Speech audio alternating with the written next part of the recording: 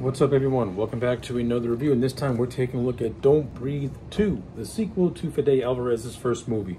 This movie is co-written by Álvarez and Rodrigo Seguez and is directed by Rodrigo Seguez. Okay, so the overall plot line of Don't Breathe 2 is as follows. The film takes place 8 years after the events of the first movie, and we see that Norman Nordstrom now has a little girl living with him, his adopted daughter named Phoenix. One night, a group of men invade Nordstrom's house and they kidnap Phoenix. And now, Nordstrom has to go on the hunt to get his adopted daughter back.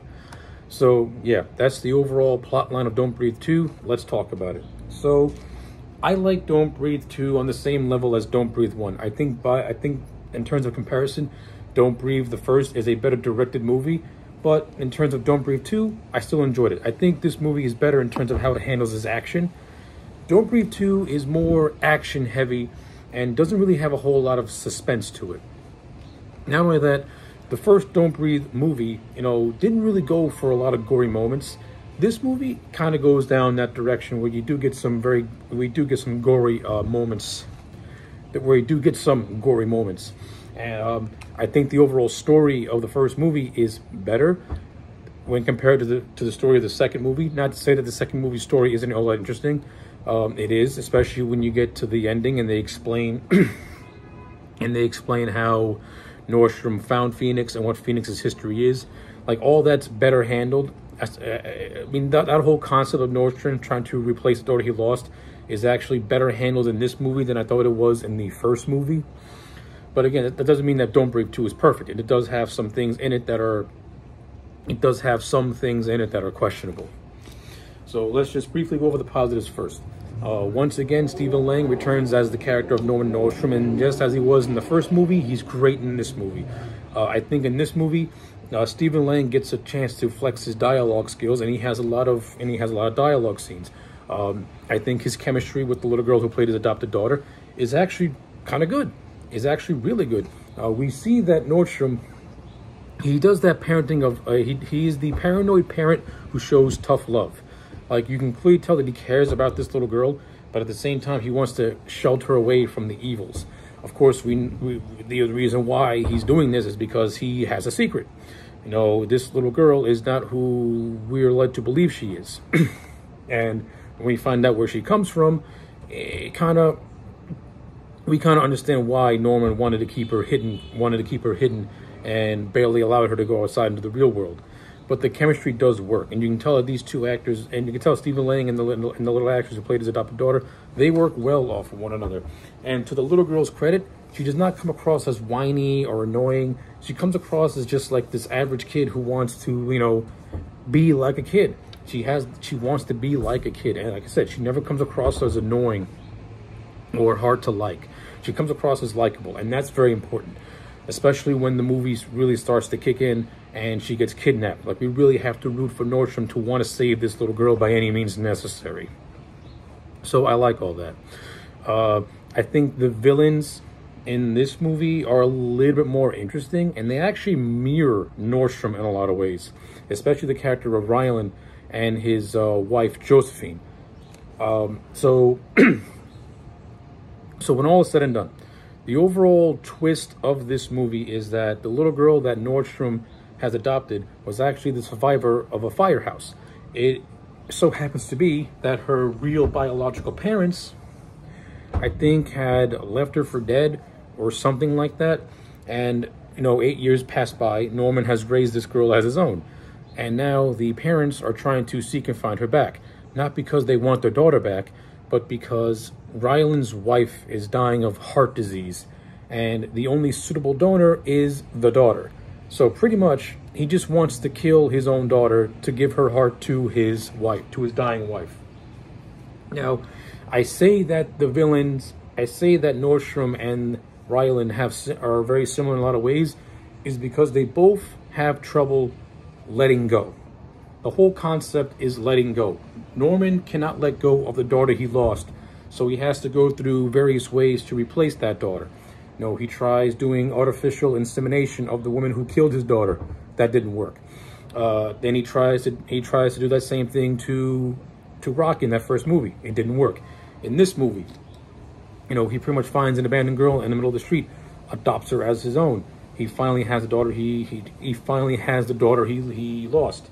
But now it's being taken away from him because Rylan, he can't live with the fact that his wife is dying and he doesn't not want to lose her. So in terms of that aspect, it's actually very interesting. Like, you see where Rylan's coming from. You do feel a little bit sympathetic towards his cause, but at the same time, he's just a monster. He's more of a monster than Nordstrom is, in my opinion. You know, at the end of the day, Nordstrom was just had no intent, you know, according to him, he had no intent of keeping these people hostage forever. He just wanted them to breed his child, and he was going to let them go and live their life. Or so he says. So he said, it's up to interpretation as to whether or not Nordstrom would have kept his word or not. But that's beside the point. The point is that Nordstrom was doing despicable things, but he gave the assumption that he wasn't going to hurt these people after they gave him what he wanted. Rylan, on the other hand, he will hurt people. He will keep people to get what he wants, and he will sacrifice his own daughter to keep his wife safe, instead of just letting his wife go and just wanting to get his daughter back. So yet Rylan comes across more as the villain. Sympathetic to an extent, but still can be borderline cartoony at the end of the day. So yeah, like that's pretty much that when it comes. But not only that, I do like the actor who played Rylan. I thought he did give a really good performance as well. Now, I said that this movie shied away from its more suspense elements in terms of a more action-oriented story, and that is true. There's a good chunk of the movie that takes place at Norman's house where it's just one big prolonged just action sequence of him and Phoenix trying to fight off, you know, Rylan and his men. Of course, Norman is eventually defeated, and Rylan kidnaps his own daughter so that way he can do what he needs to do with the transplant and everything. Of course, Norman goes on his hunt. He slaughters everyone, and when we get to the final battle, where he actually blinds Rylan, and then we get, I think, one of the most tender scenes in the entire movie, where Nordstrom tells his daughter that he's not a good man, that whatever Rylan told you was true. He's not a good man. He's done terrible things. What I like about this scene is that despite all that, Phoenix, whose real name is Tara, still views Norman as her true father, because he's the one who took care of her. He's the one who's training her, you know, survival skills, which is what we see at the beginning of the movie. He's been more of a father figure than her, and after seeing the horrors that her biological parents want to do to her, she'd rather stay with the devil she knows as opposed to the devils that she doesn't know. I kind of like that. You know, it kind of sets up a good dynamic that you can expand upon in a third movie if a third movie were to get made.